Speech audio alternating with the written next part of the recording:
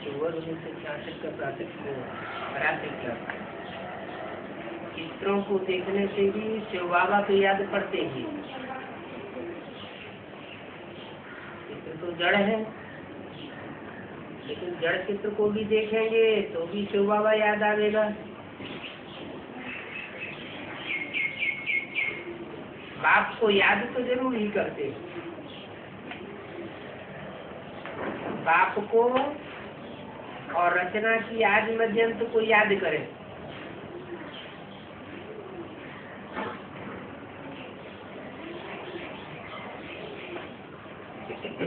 रचना की आज भी, मध्य भी और अंत भी।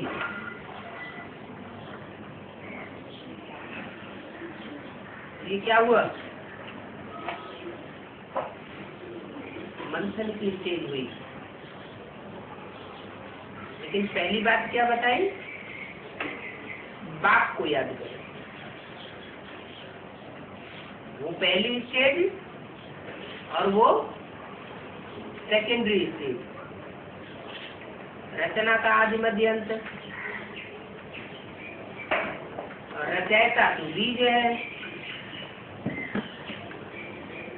बीज में तो आदि मध्य अंत सब समाया हुआ है।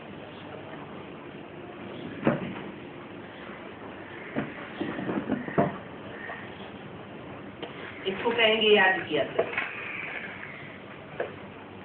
ख्याल भी चलता है कैसे चित्र बना ले। आइडिया तो देनी पड़ती है ना।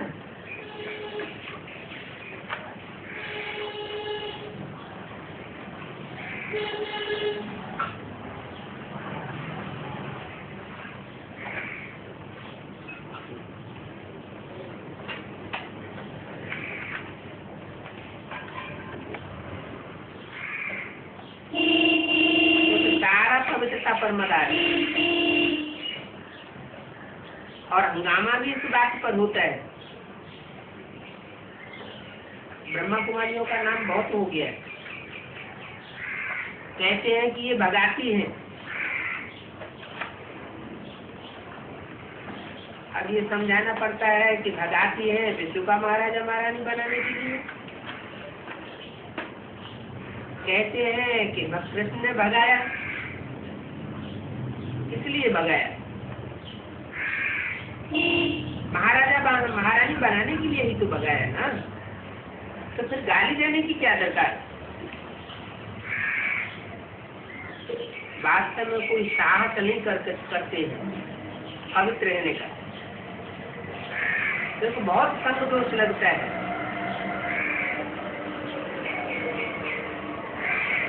थोड़ी उम्र बड़ी हुई, 13-14 साल के हुए, संग दोष में आ जाते हैं, नजर बिगड़ पड़ती है। देखा गया 8-10 साल के बच्चों की भी नजर खराब हो जाती है। ये दुनिया ही ऐसी भ्रष्टाचारी होती जा रही है।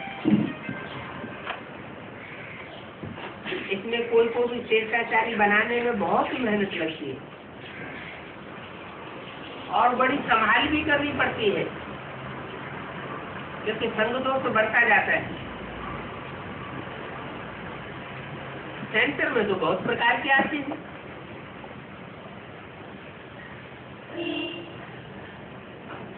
आने वालों में कोई गंदा निकलता है तो माथा ही खराब कर देते हैं। आजकल की दुनिया में गुंडों का बाजार बहुत गर्म है, बहुत गंदी दुनिया है। और ये बातें सिर्फ तुम बच्चे ही जानती हो। ये दुनिया गंदी है और दिन प्रतिदिन गंदी होती जाएगी। बाप के लिए भी ये बातें कोई नई बातें नहीं। तूफान आते रहते हैं, सर्विस में विघ्न पड़ते हैं। आखिरी तो बच्चों की विजय हो जाएगी।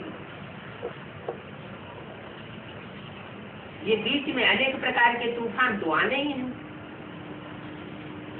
कि भाई आया हुआ है बच्चों को इस विषय में नदी से पार ले जाने के लिए।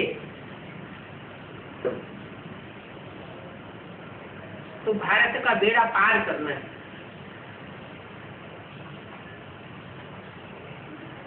तूफान है जो बेड़े में लगते रहते हैं, अनेक प्रकार के तूफान आते हैं। इस नैया को तूफान जरूर लगेंगे,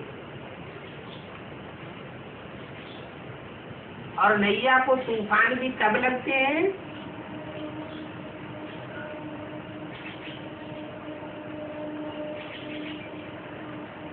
कब लगते हैं?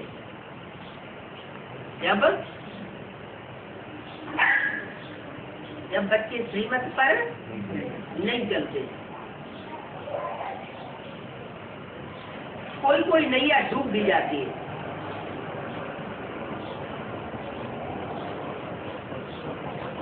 श्रीमत पर नहीं चलते, तूफान और ही ज्यादा तंग करते हैं, तो कोई नैया डूब जाती है।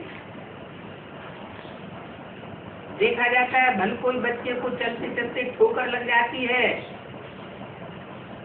फिर नहीं आते हैं तो ऐसे नहीं कहेंगे कि बुढ़ा डूब गया।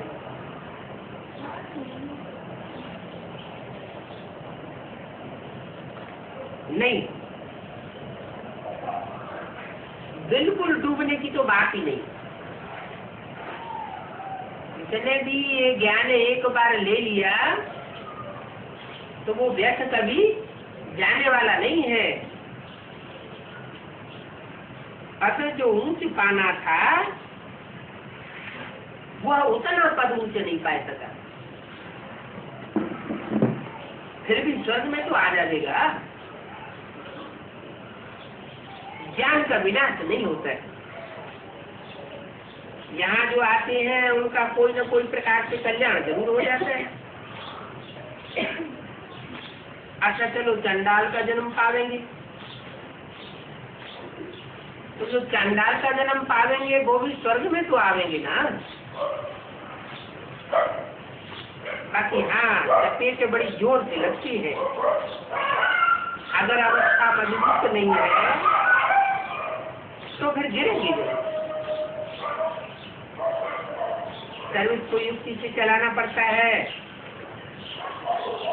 बहुत सहनशीलता रखनी पड़ती है, और बहुत मीठा शांत स्वरूप होना पड़ता है। कोई गुंडा आ जावे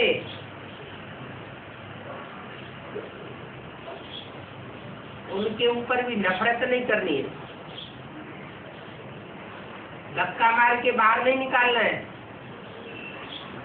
बड़े प्यार से बाहर निकाला जाता है, युक्ति से। उससे झगड़ा नहीं करना होता है। सेंटर्स में कोई झगड़ा न हो तो अच्छी बात। ईश्वरीय यज्ञ में विघ्न तो जरूर पड़ेंगे।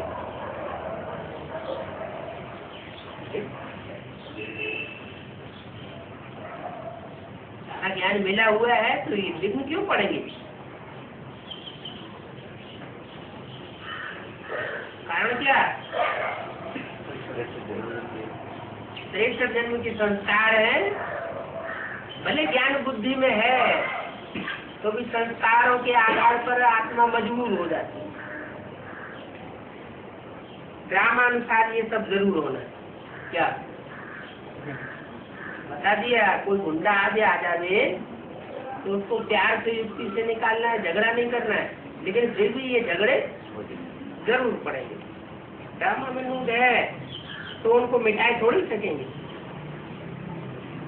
बाप तो समर्थ है जो आकर के पतितों को पावन बनाता है, पावन बनाए करके सदगति देते हैं, मगर तूफान विघ्न तो आवेंगे। ऐसे थोड़े ये कि बाप विघ्नों को उड़ाई देंगे।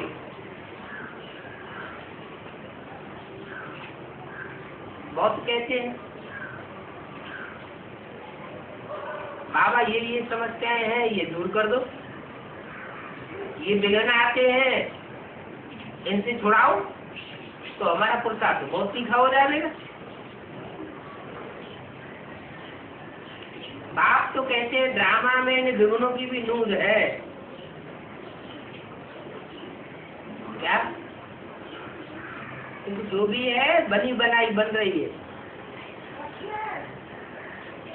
विघ्न आते हैं, समस्याएं आती हैं, वो भी क्रिएट किसने की है? बनाई किसने? अब नहीं, पूर्व जन्म में वो समस्याएं बनाई है तो हमारा सामना करने के लिए कोई न कोई व्यक्ति के रूप में आती है। तो कहते हैं विघ्न पड़ते हैं, अत्याचार होते हैं। आप समझाते हैं बड़ी युक्ति से चलना पड़ता है।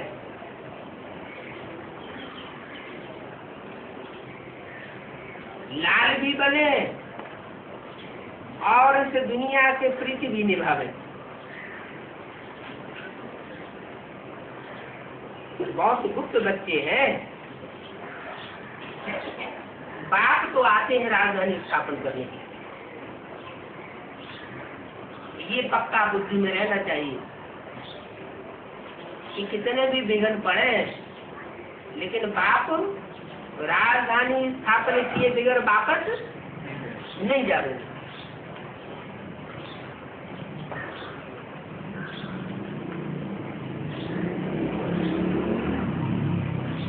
तथाकथित ब्रह्मा कुमार कुमारी तो समझते हैं कि बाप हमारी राजधानी स्थापन करके चला गया। कहाँ स्थापन करके चला गया? अब हमारी राजाई चल रही है। तो राजाई चल रही है कि राजधानी स्थापन हो गई है। राजधानी स्थापन होती है तो राजा रानी भी चाहिए। राजा रानी दिखाई न पड़े तो राजधानी किस बात की? तो अंदर अंदर बातें बनाए लेते हैं। कोई को राजा के रूप में समझ लेते हैं, कोई को रानी के रूप में समझ लेते हैं। लेकिन ऐसे मन के मानने की मौज से नहीं होता है। आप तो कहते हैं मैं प्रैक्टिकल में राजधानी स्थापन करने आया हूँ। ऐसे ही जैसे मान लिया कि मनमोहनी दीदी रानी है, कुमार का दादी राजा है, और ये राजधानी स्थापन हो गई, तो धाम शांति धाम स्थापन हो गया और हम मालिक बन गए। बाप राजधानी स्थापन करके जाएगा। और माउंट आबू में नहीं होती है राजधानी स्थापन, दिल्ली में राजधानी स्थापन होती है, यमुना की कंट्री पर। तुम बच्चों को कोई लड़ाई आदि नहीं करनी है, क्योंकि तुम जानते हो राजधानी पहले सूक्ष्म में स्थापन होगी। जड़ में राजधानी स्थापन नहीं होगी। जैसे अंग्रेजों ने दिल्ली में नई दिल्ली बनाई तो पत्थरों की, लाल पत्थरों की सारी दिल्ली बनाई दी, राजधानी बनाई दी। बाप सूक्ष्म है, सूक्ष्म स्थापना आदि करते हैं। मन बुद्धि में पहले स्थापना होती है। हमारी राजधानी चैतन्य है, जड़ नहीं है। लेकिन चैतन्य में भी तूफान नहीं आवेंगे ये नहीं हो सकता। तूफान भी आवेंगे, विघ्न भी पड़ेंगे, नैया डोलेगी, लेकिन ये गारंटी है कि ये डूबेगी नहीं। संयम करके जाएगा।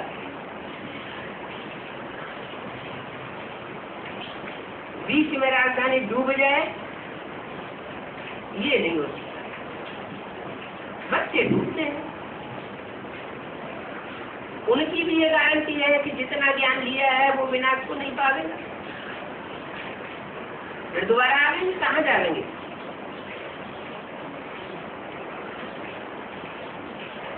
इतना जरूर ध्यान रखना है कि हम कहीं बाहुबल से राजधानी स्थापन तो नहीं कर रहे हैं।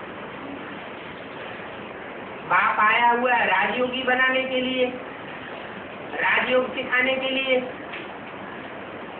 अब राजयोग से राजधानी स्थापन कर रहे हैं या बाहुबल से राजधानी स्थापन कर रहे हैं? राजयोग से राजधानी स्थापन होगी। सारे विश्व के ऊपर राज्य करना है। बाहुबल से तो हद की राजाई मिलती है, बाप तो बेहद का है,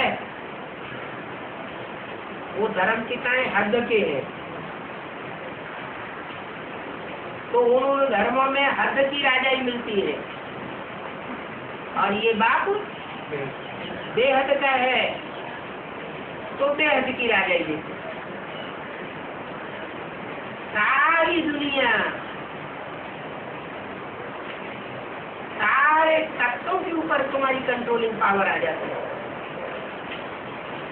हद की राजाई की बात नहीं। तो पक्का कर देना चाहिए कि बाहुबल से हद की राजाई मिलती है और योगबल से बेहद की राजाई मिलती है। ऐसे लोग गुस्सा आ जाए, हाथ पांव चलाए जाए या उल्टा पुल्टा बोलना लग पड़े।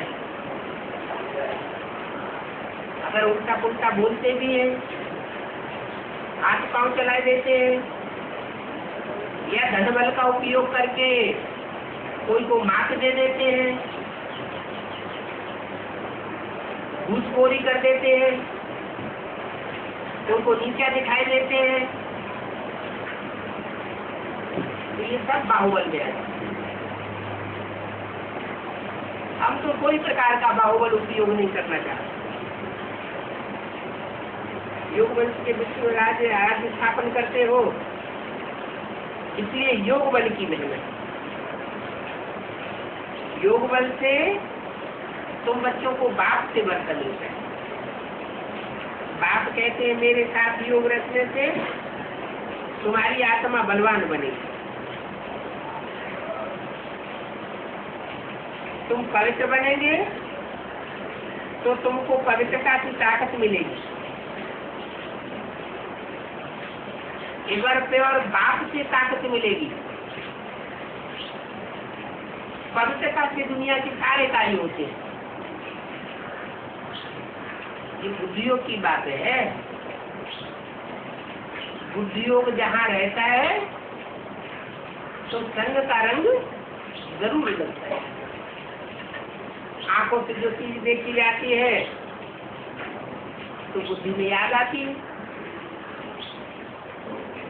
कोई भी इंद्रियों से कोई चीज अनुभव की जाती है तो बुद्धि से याद आती है। तो जो बाप के संग का रंग है वो बच्चों को याद जरूर आता है।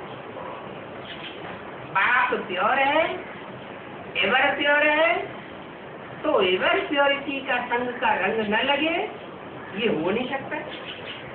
ताकत जरूर मिलती है। इसलिए बाप कहते हैं कि मुझे याद करो तो बल मिलेगा।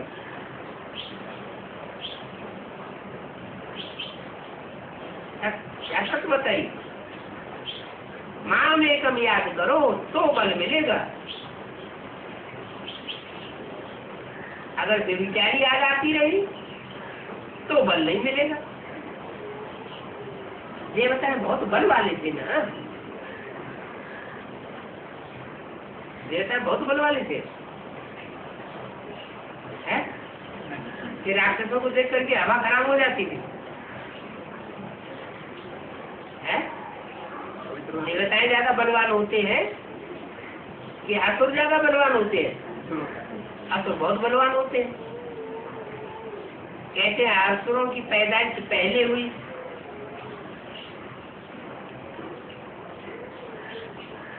इसी से दैत्य पैदा हुए और बाद में अदिति से देवता पैदा हुए।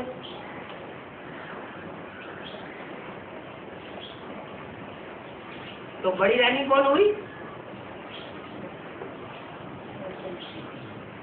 दिति।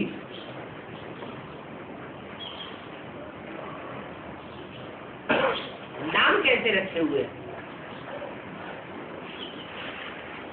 दिति का अर्थ क्या होता है? द्वेष फैलाने वाली। एक में बुद्धि न रहे, दो दो में, तीन तीन में, चार चार में बुद्धि जाती रहे, तो उससे बनते हैं दैत्य। वो दैत्यों की पैदाइश करने के निमित्त बन जाती है। और जो अदिति है, मेरा तो एक शिव बाबा, दूसरा लोग, उनसे पैदाइश होती है देवताओं। तो यहाँ बोला देवताएं बलवान होते हैं। कैसे बलवान होते हैं?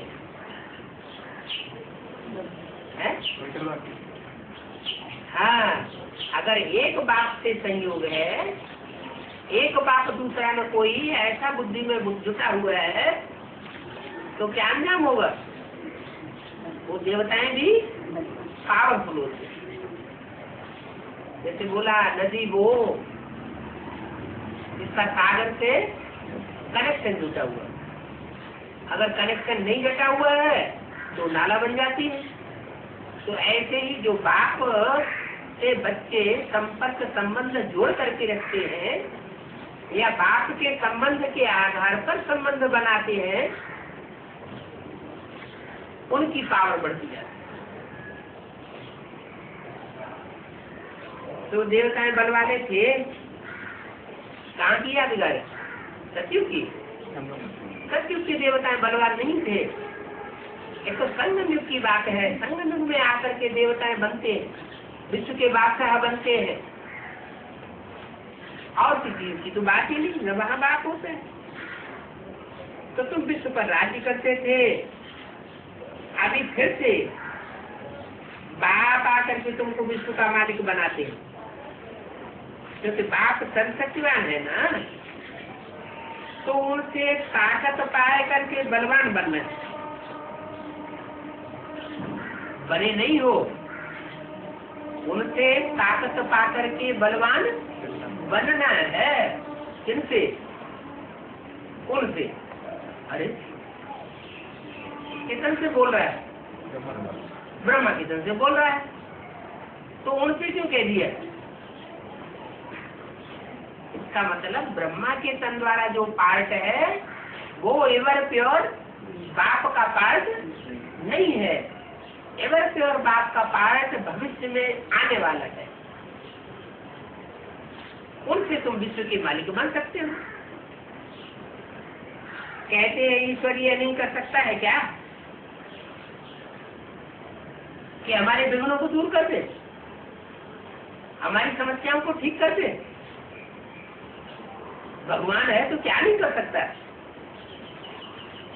नहीं, बाप ये विघ्न दूर करने के लिए नहीं आए हैं। ये कर्म तो तुमको अपने टूटने हैं।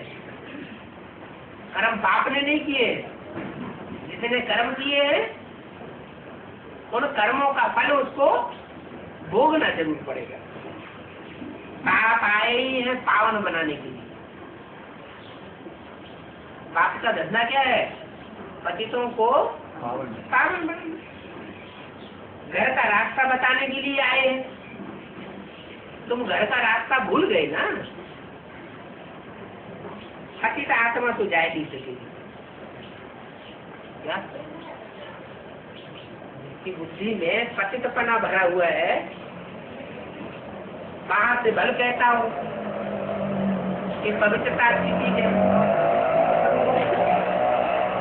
लेकिन अंदर से पवित्र रह नहीं पाता हो, अंदर से चालाकी भरी हो। तो बाप कहते हैं दोनों तरफ से जोड़ जुटेगा। बाप चाहे पवित्र बनाना और बच्चे अंदर से अपवित्र बनने का संकल्प धारण किए हुए हो, तो बात नहीं बन सकती। पतित आत्मा जा ही नहीं सकती। गति कब आएगी? जब आत्मा दृढ़ निश्चय धारण कर ले कि हमें तो पावन बनना ही है। बाप आते ही है समुपदान से सतोपदान बनाने। से ही शक्ति मिलती है जन्म जन्मांतर की, क्योंकि जन्म जन्मांतर के पाप भस्म होते हैं। हाँ? क्या पाप हुए? अनेकों में बुद्धि बटने से पाप होते हैं, और एक में बुद्धि बटने से, जाने से पुण्य बनता है। क्या पुण्य बनता है? अनेक जन्मों के पाप हमारे भस्म हो जाते हैं। वो समझते हैं कृष्ण शक्तिवान था। कौन समझते हैं? वो समझते हैं कृष्ण शक्तिवान था। कौन? वो तथाकथित ब्राह्मण समझते हैं कि कृष्ण शक्तिवान था। पाप कहते हैं कृष्ण तो बच्चा है, रचना है, रचना से ज्यादा पावरफुल रचयिता होता है। कृष्ण रचना शक्तिवान नहीं है, रचयिता बाप जिससे तुम पति से पावन बनते हो, वो सब शक्तिवान बाप है। सुदर्शन चक्र फिराता, हम बच्चों का सुदर्शन चक्र फिराने के लिए कौन आता है? बाप आता है, कहता है तुम पहले अपने अनेक जन्मों का चक्र अपनी बुद्धि में फिराते हो। एक युग का नहीं, 4 युगों का चक्र तुमको बुद्धि में फिराना है। वो कहते हैं कृष्ण सुदर्शन चक्र घुमाता था। क्या घुमाता था? कृष्ण क्या सुदर्शन चक्र घुमाता था? चतुर्वेदा, द्वापर कलयुग, संगम युग। ये रट्टा लगाना, इसको कोई सुदर्शन चक्र घुमाना नहीं कहा जाता। ज्ञान की गहराई में जाएंगे तो अनेक प्रकार के रत्न निकलेंगे।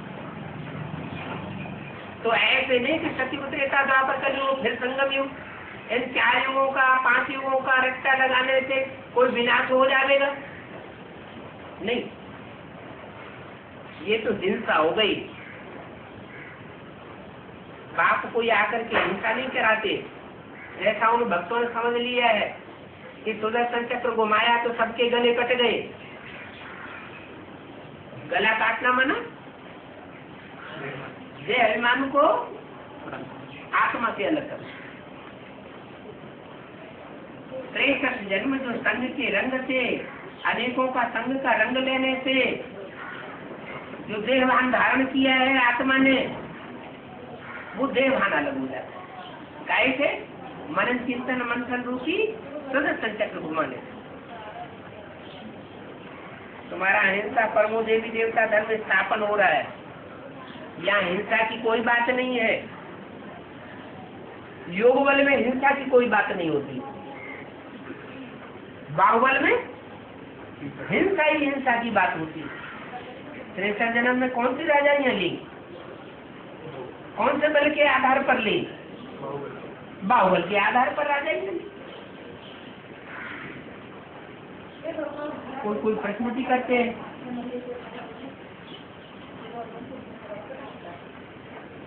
कि राम की आत्मा में जब शिव बाबा आते हैं, सर्वशक्तिवान का पार्ट बजाते हैं, और राम की आत्मा आकर के द्वापर कलयुग में हीरो का पार्ट तो बजाती है। तो जो भी श्रेष्ठ श्रेष्ठ पार्ट बजाती है,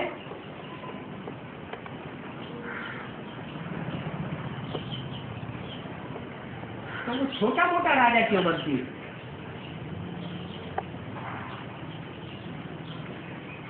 बड़ा राजा क्यों नहीं बनती? इसका मतलब है उसने पूरा श्रीमत का फॉलो संगम युग में नहीं किया। अरे संगम युग में भी तो पूर्व जन्म के हिसाब किताब सामने आते हैं ना, शूटिंग तो होती है ना। अगर यहाँ शूटिंग नहीं होगी तो बड़ा बड़ा ड्रामा में भी शूटिंग नहीं होगी। रामकृष्ण की आत्मा ऐसी है जिनको संग का रंग लगता तो है, लेकिन बाप की याद से जल्दी छूट जाता है।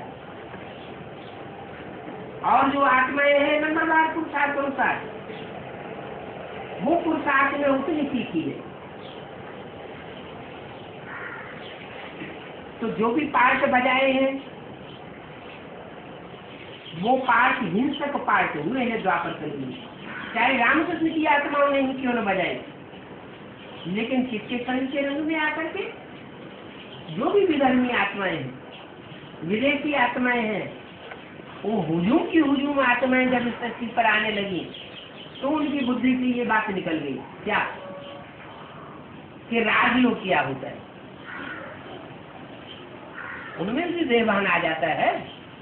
तो देहभान के आधार पर उन्होंने भी हिंसक युद्ध किए। हिंसक युद्ध से कभी भी विश्व की बादशाही नहीं मिल सकती। योग बल में तो हिंसा की बात होती नहीं। तो तुम बच्चों को किसी को नाराज नहीं करना है क्या है? नाराज किया, किसी को कुछ उल्टा पुल्टा बोला, इसका मतलब बाहुबल का प्रयोग किया। मुख से रस निकलने चाहिए। ये बहुत मीठे वर्तन से है। बाप जो वर्तन तुमको देते हैं उनमें बहुत मिठास भरा हुआ है। बाप के वर्तन से समझाते हैं। तुम बच्चे सतो प्रधान से तो तमो प्रधान बने हो। पहले तो तमो प्रधान नहीं थे, अब बने हो। औरों के संग के रंग से बने हो, वो संग में आकर के खराब हुए हो। ओरिजिनल में तुम ऐसे थोड़े अब तुमको चेंज होना। अब फिर सतो प्रधान बनने के लिए मुझे याद करो। अनेकों का संग का रंग लिया तो तमो प्रधान बने। अब एक की याद में रहेंगे तो सतो प्रधान बने। स्तुति, निंदा, मान, अपमान सब कुछ सहन करना पड़ेगा। क्या नहीं तो क्या होता है, तमंग आता ही रहता है। दूसरों को ज्ञान भर कितना भी सुना देंगे, लेकिन बीच बीच में चेकिंग करें तो देखने में आता है तो तमंग जरूर आ जाता है। तमंग आया मन क्या आया है? बुद्धि में आना चाहिए कि देहमान आया। किसके संग के रंग से आया है? विदेशी विधर्मियों के संग के रंग से वो तमंग हमारे अंदर आता है। 10-10-66 की वाणी का दूसरा पेज। कभी भी बिगड़ना नहीं। अगर बिगड़ते हैं तो इससे साबित होता है कि किसके राज्य में है, रावण के राज्य के लिए। पाला झट बदलती रहती है। अभी अभी राम की पाला में, अभी अभी रावण की पाला। बाप से जब सन्मुख सुनते हैं तो राम की पाला में आ जाते हैं। बाहर की दुनिया में गए तमंग आ जाता है तो कौन सी पाला में पहुंच जाते हैं? रावण की पाला में पहुंच जाते हैं। कभी बिगड़ना नहीं चाहिए। युक्तियां तो बच्चों को बहुत बताई जाती है। किस बात के लिए है? ये जो विघ्न आते हैं, ये जो समस्याएं आती हैं, उनका कारण क्या है? कोई तो कोई देहभान आता रहता है। ये देहभान जो आता है उसी के कारण ये फिर माया पीछे पड़ती है। बाप ने तो माया को काम दिया हुआ है। क्या जो बच्चे श्रीमत पर नहीं चलते हैं उनको बिगड़ पैदा करो, उनको समस्याएं पैदा करो। कोई भी हालत में समझाया जाता है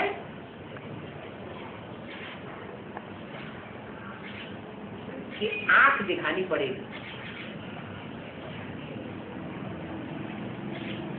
माना कोई को डंडा नहीं मारना है, बात का भी तीर मारा जाता है। कहते हैं सांप काटे नहीं, कम से कम फुफकार तो दे।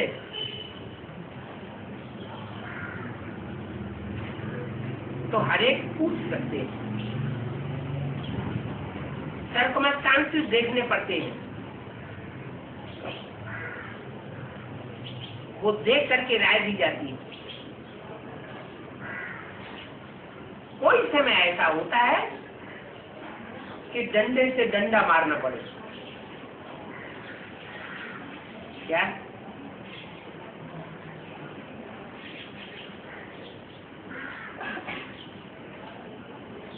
क्या तमंग में आकर के नहीं, ये छोटा बच्चा है, ये दुनिया की असलियत को नहीं समझता है, इसलिए इसको दबराने के लिए छोटे छोटे बच्चे होते हैं ना, वो अपनी मनमानी करते हैं, तो माँ बाप उनको क्या करते हैं, आंख दिखाते हैं। तो आंख दिखाते हैं कि अंदर से गुस्सा आ जाता है, अंदर से तमंग आता है नहीं, इसलिए आंख दिखाते हैं ये चेंज हो जाए। तो कोई समय डंडे से डंडा मारना पड़े, नहीं तो फिर हेर पड़ जाएगी। बार बार अगर डंडे मारते रहेंगे तो क्या होगा, संस्कार पक्का पक्का हो जाएगा।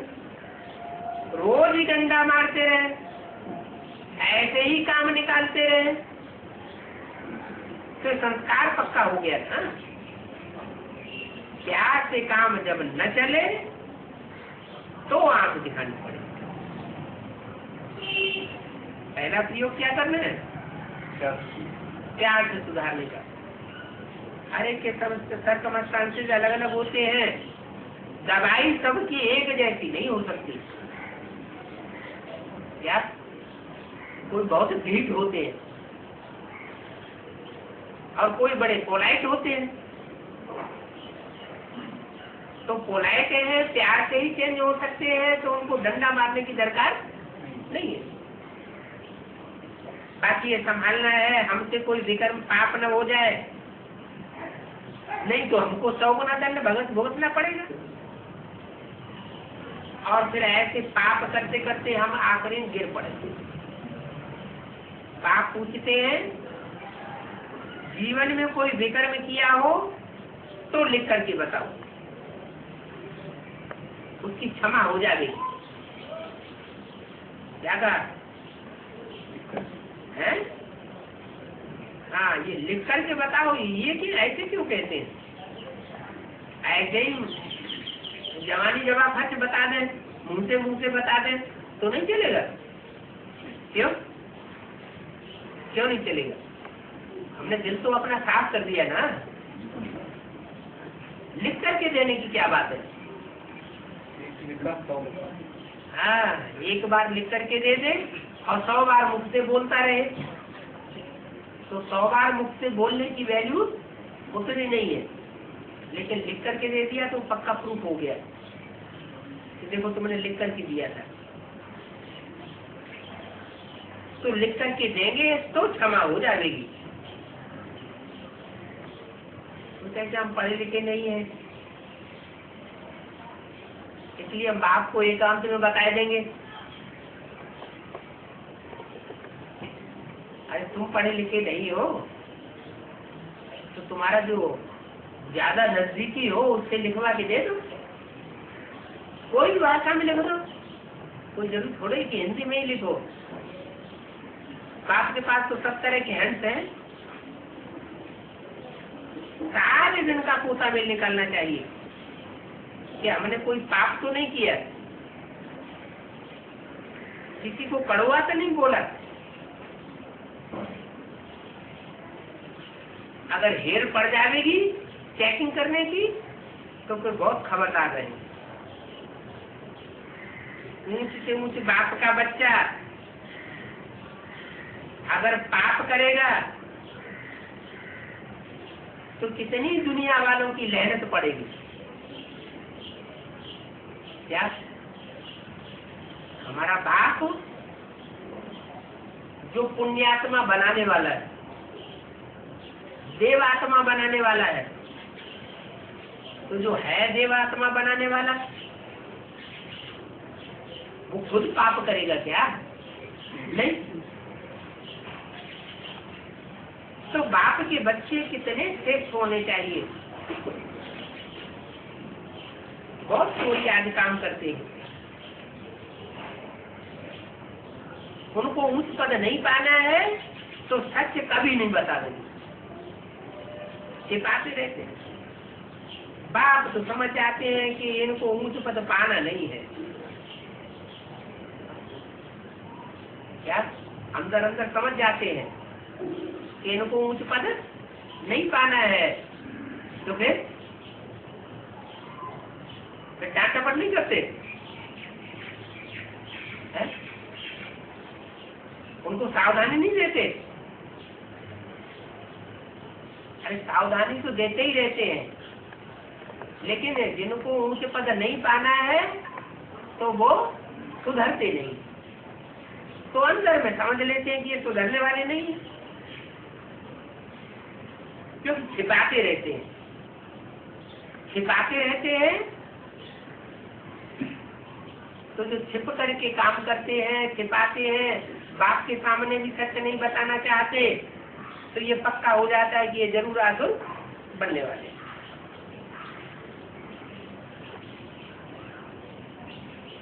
बाप कहे और फिर न करे तो फिर और भी 100 गुना दंड पड़ जाता है। ऐसे तो अच्छा बाप से पूछते ही नहीं। बच्चे की शादी करानी है तो करा ली, बाप से पूछा और बाप ने मना कर दिया, मुरली में पढ़ लिया, वो तो बात अलग। क्या ये शादी बर्बादी है? वो तो स्वर्ग में जाना चाहते हैं, बच्चे को नरक में ढकेलना चाहते हैं, ये तो बर्बादी कर दी। तो मुरली में पढ़ना बात अलग, लेकिन बाप के सन्मुख आकर फिर पूछना और पूछने के बाद फिर भी न करना तो 100 गुना बोझ पड़ जाए। इसलिए समझाते रहते हैं ऐसी कोई चोरी आदि का काम नहीं करना है, किसी को दुख देना, चीज उठाना, ये बहुत बड़े पाप बन जाते हैं। बच्चों को सब कुछ मिल सकता है, अगर तकदीर में नहीं है तो कुछ न कुछ करते ही रहेंगे। बाबा खुद देखते हैं, झूठ बोलते हैं, बाप समझ जाते हैं इनकी तकदीर में नहीं है, तो बाप क्या कर सकते हैं? हर बात में समझाने देते रहते हैं। आजकल दुनिया में सबसे प्रेम से चलना होता है। क्या कहा? द्वापर में और कलयुग में चलते रहे, चाहे जैसे चलते रहे, कोई बात नहीं, लेकिन आजकल मन अभी संगम युग में सबसे प्यार से चलना है, कोई से कड़ुआ नहीं चलना है। दुश्मन होने से मारने पर भी देरी नहीं करते हैं। क्या ऐसी तमो प्रधान दुनिया बन गई है कि अगर थोड़ी सी दुश्मनी उनको पैदा हो जाएगी तो मार भी देते हैं। अपनी कमाई में तत्पर ही रहना चाहिए। अभी ये कमाई का बड़ा अच्छा समय है। क्या आगे चल के ये कमाई नहीं हो सकेगी? अभी कमाई का अच्छा समय। क्यों? अभी क्यों अच्छा समय? आगे क्यों नहीं कर सकेंगे? आगे तो हम पढ़ाई पढ़ते पढ़ते और अनुभवी बन जाएंगे।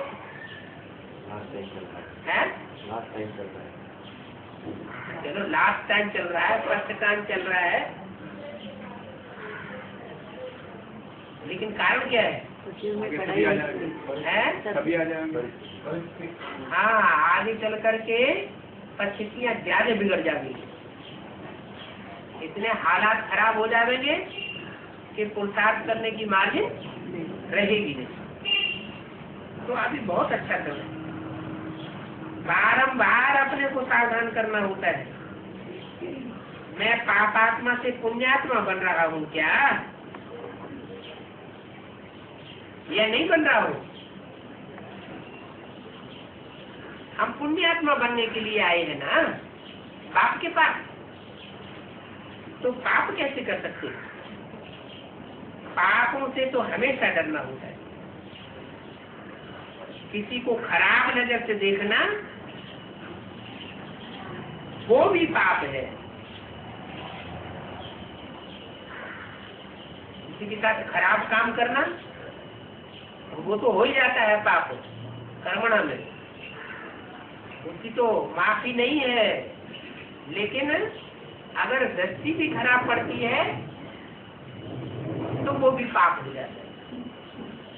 कैसे?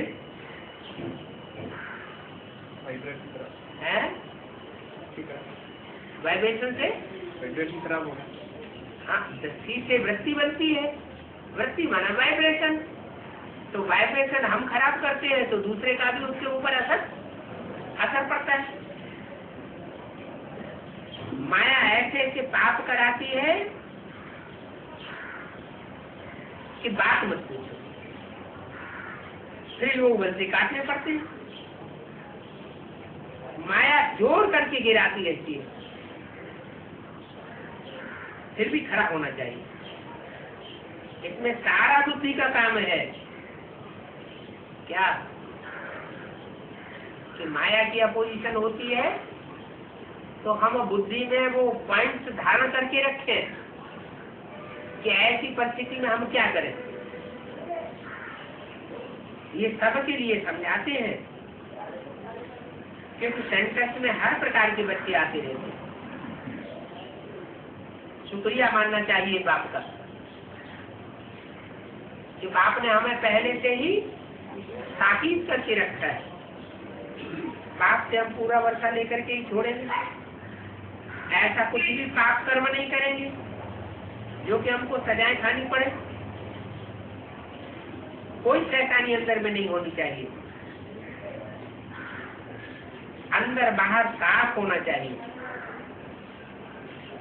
बच्चे साफ दिल नहीं बनते हैं तो उनको प्राप्ति नहीं हो सकती। भले कितना भी पतित हो, कितनी भी गलीज दृष्टि हो, कितने भी गलीज व्यक्ति हो, लेकिन अंदर से एक बार साफ दिल हो जाए तो कहो तो होगा। लेकिन बच्चे छुपाते रहते हैं। बाप से छुपाना माना अपना सत्यानाश करना।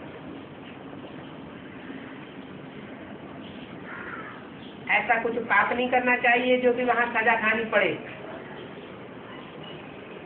अंदर बाहर साफ रहने वाले बच्चे जानते हैं कि हमको दैवी गुण धारण करके ऐसा बनना है। देवताओं की ही महिमा गाई जाती है, असुरों की महिमा नहीं गाई जाती। कहाँ महिमा का गायन कहाँ होता है? भक्ति मार्ग में। अच्छा, भक्ति मार्ग में द्वापर युग में महिमा गाई जाएगी, उससे हमारा क्या फायदा हो जाएगा? है वो तो भक्ति मार्ग में भगत लोग गायन करेंगे महिमा का, उससे हमारी आत्मा की क्या फायदा होगा? हाँ, यहाँ भी हमको दुआएं लेनी है, और जो यहाँ दुआएं लेने के संस्कार पड़ते हैं वो वहाँ भी दूसरों की दुआ लेने के संस्कार पड़ते हैं। तो दुआएं लेना और दुआएं देना, कोई ऐसा काम न करे जिससे दूसरे की अंदर अंदर बद्दुआ मिल जाए। भले वो मुख से नहीं कहेगा, कोई कारण या कारण है बस, लेकिन अंदर से वाइब्रेशन बद्दुआ का छोड़ देगा तो वो हमारे ऊपर असर नहीं पड़ेगा। तो बोला देवताओं की महिमा गाई जाती है। जो गायन होता है वो उन आत्माओं के ऊपर प्रभाव डालता है। यहाँ शूटिंग पीरियड में भी प्रभाव डालता है। हमारे सामने हमारी कोई प्रशंसा करता है, पीछे से प्रशंसा करता है, चारों ओर प्रशंसा हो रही है, तो प्रशंसा का वाइब्रेशन हमारी उमंग उत्साह को बढ़ा देता है। और हमारे सामने कोई ग्लानि करता है, पीछे से ग्लानि करता है, इधर उधर चारों तरफ ग्लानि हो रही है, और हमने कर्म कर उल्टा किया है। तो वो उल्टा किया हुआ कर्म जो ग्लानि के रूप में आ रहा है, वो हमारी उमंग उत्साह को डाउन कर देता है। तो देवताओं की महिमा गाई जाती है, इसमें तो फायदा है ना।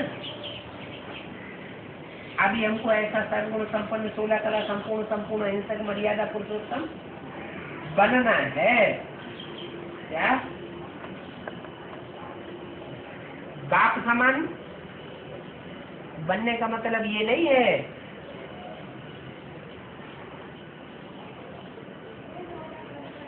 कि हम अपना जो हमें लक्ष्य मिला हुआ है उसको भूल जाए। बाप के गुण अलग और बच्चों के गुण अलग। हमको तो देवता बनना है, हमको बाप नहीं बनना है। बाप जो पार्ट बजाता है वो पार्ट हमको नहीं बजाना है। बहुत से ऐसे सोच लेते हैं कि हम देवता है तो सर्वगुण संपन्न 16 कला संपूर्ण अहिंसक मर्यादा पुरुषोत्तम है, तो बाप भी ऐसे होगा। नहीं, बाप तो सर्वशक्तिवान है। बच्चों को मास्टर सर्वशक्तिवान बनना है, श्रीमत पर चलते। सर्वशक्तिवान बाप आया हुआ है तो वो हमको कर्म की गति सिखाए रहा है। क्या गति सिखाए रहा है कि बच्चे तुम्हें अपने लक्ष्य को सामने रखना चाहिए। लक्ष्य को अगर सामने रखेंगे तो लक्षण आएंगे। लक्ष्य तुम्हारा देवता बनने का है, भगवान बनने का तो लक्ष्य नहीं है, है? अगर भगवान बनने का लक्ष्य है तो भगवान भगवती तो एक ही होते हैं दुनिया में, कि अनेक होते हैं। अनेक हो जाएंगे तो सर्वव्यापी भगवान साबित हो गए। तो जो एक का पार्ट है उनको अपना पार्ट बजाने दो, लेकिन तुमको तो देवता बनना है। देवता बनना है तो देवताई गुण धारण भी करना। तो पक्का कर देना चाहिए हमको ऐसा सर्वगुण संपन्न बनना है। बाप तो निर्गुण कहा जाता है। तो मालूम है बाप को क्या कहते हैं? निर्गुण। निर्गुण मान गुणवान का पार्ट नहीं बजाता है, संपूर्ण अहिंसक का पार्ट नहीं बजाता है। अगर वो भी अहिंसा संपूर्ण अहिंसक का पार्ट बजाए तो क्या होगा? ये दुनिया खलास होने वाली नहीं। बिल्कुल मीठा शांत स्वरूप बनना है। जांचना होता है हमारे में कोई अवगुण तो नहीं है। अच्छा, मीठे मीठे संतोष की रूहानी बच्चों को माता पिता बाप दादा का दिल व जान से याद प्यार और गुड नाइट।